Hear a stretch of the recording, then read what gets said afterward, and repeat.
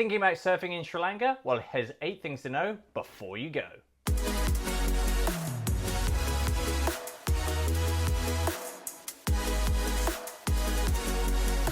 Hi guys, Chris from Stoked for Travel here, or welcome back to the channel. Now before I get started, make sure you hit that subscribe button so you don't miss out on any video goodness. Now today we're going to be talking about surfing in Sri Lanka, which is one of my favourite places in Asia to hang out, enjoy some island vibes, great food, friendly locals, and of course score some tropical waves as well. If you're thinking about surfing in Sri Lanka soon, here's 8 awesome things you need to know before you go. Of course, if you have any other questions about Sri Lanka, make sure you add them in the comments below. And check out the links in the description below for all my Sri Lanka surf guides, spot guides, and of course travel itineraries as well. Let's jump straight in. So first up, what are the surf seasons in Sri Lanka? Well, the Sri Lanka surf season is split into 2 sides, the southwest coast, or the west coast, and the east coast as well. Now the southwest coast, which covers places like Midigama, Weligama, Ahangama, Barissa, and all that side of the country, is generally from September through to April, also coming through to May as well. But the peak season is definitely September through to April, with the best swells coming through in that kind of January to April frame as well. The good thing here is dry season is that time of year as well, so you'll be getting sunny skies and pumping waves. For the rest of the year, so from about kind of like May through to October, it moves to the east coast. So spots like Aragon Bay are the way to go for that time of year, where all the famous points light up. So yeah, that's the Sri Lanka surf season, so make sure you're heading to the correct coast. Next up is the fact the water is warm. Yeah, Sri Lanka sits pretty close to the equator, so expect water temperatures in the high 20s throughout the year. So this means board short and bikinis are the way to go, no wetsuits needed at all. With that in mind, and with the sunny skies as well, make sure you have lots of sun protection, grab some reef safe sunscreen, some zinc for your face, and also a surf hat as well is never a bad thing. So yeah, warm temperatures even for the dawn patrol sessions. And one of the other big draws about surfing in Sri Lanka is it's ideal for beginner and intermediate surfers. If you're looking to learn to surf, there's plenty of really nice, fun, forgiving waves that'll help you nail the basics. And for intermediate surfers, there's plenty of reefs and points that will really help push your skills to the next level without scaring you too much as well. The surf in Sri Lanka is definitely a little bit fatter and a bit more playful than the likes of Indonesia and the Maldives. So if you're kind of at the lower end of the skill level, there's plenty of ways on offer in Sri Lanka to get you started and really help boost your confidence and your skill set to the next level. If you are heading there to either improve your skills or learn to surf, make sure you check out the crew of Stoked Surf Adventures. They've got some awesome surf camp options all around the country for plenty of different budgets. But yeah, if you're a beginner or intermediate surfer, Sri Lanka is packed full of awesome ways for you. And even though surfing in Sri Lanka is really geared up to beginner and intermediate surfers, advanced and experienced surfers are going to have great fun here as well. And spots like the Rock and Rams will offer really nice punchy waves and a little bit of tube time as well.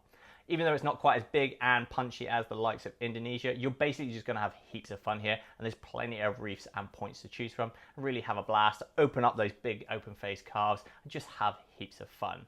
Especially when the bigger swells roll in, there's definitely some really punchy breaks, so also pack a performance shortboard just in case those roll through while you're there. But yeah, advanced and experienced surfers are going to have great fun too.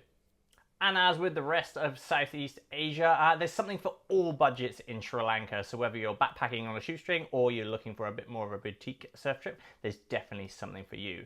You've got local guest house, which come from a few dollars a night, so cold water, fan rooms, right through to 5-star resorts, which will come with AC, ocean views, and be right on the beachfront.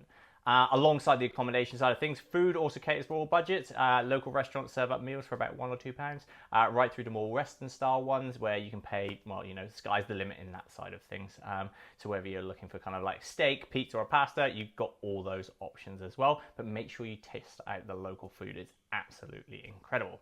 On the budget side of things as well, surf camps. There's a huge range of surf camps for all budgets as well. Whether you're staying somewhere a little bit more budget friendly, like Lucky Surf House, or right through to somewhere like Ticket to Ride Surf House, which is my personal favorite spot to hang out. There's something for all budgets and styles as well. So whether you're looking for backpacker party vibes, or you're looking for something a little bit more chilled that's focused in on the surf coaching, there's definitely something for you. But yeah, Sri Lanka caters for all budgets. One of my top tips for surfing in Sri Lanka though has to be that foam is your friend, and a board with a little bit of extra length or a little bit extra volume is definitely gonna up the stoke factor for you. So I'm talking fishes, I'm talking twin fins, and I'm talking mid-lengths. Sure, there is a place here for your performance shortboard, but it's going to depend on the spot and also the swell conditions. But if you're looking to make the most of what Sri Lanka has to offer surf-wise, then a little bit of extra volume is going to go a long way to helping you have a lot more fun and catching a heap more waves. For me, something like the Firewire Mashup or the McTavish Rincon are great boards for surfing in Sri Lanka. The Christiansen Lane Spolier is also a firm favourite of a few of my friends who surf out there. And the Firewire Seaside was the first board I took to Sri Lanka, and that really suited the waves super well. So yeah, if you're looking to have the most fun while you're surfing in Sri Lanka, foam is definitely your friend. And my final tip for surfing in Sri Lanka is actually make sure you enjoy the non-surfing activities the country has to offer as well. If there's a little bit of flat spell, or if you've got a bit more time to play with, make sure you take the time to explore the country because it has plenty to offer alongside the waves. Head up into the hill country for things like hikes at Adams Peak, check out the tea plantations, the national parks, so go leopard and elephant spotting, that's also incredible. Spots like Sigiriya Rock, and there's heaps of temples and other tourist attractions to check out as well. So yeah, if you're heading to Sri Lanka for surfing, make sure you explore the non-surfing activities as well. And there you have it, guys. Those are my 8 tips for surfing in Sri Lanka. Now, if you have any other questions about planning your trip there, make sure you add them in the comments below and I'll do my best to answer them. And also check out all the links in the description below to all my surf spot guides, surfing in Sri Lanka guides, itineraries, and more. That's it for this week, guys. Make sure you like, comment, subscribe, and I'll see you next week. Yoo!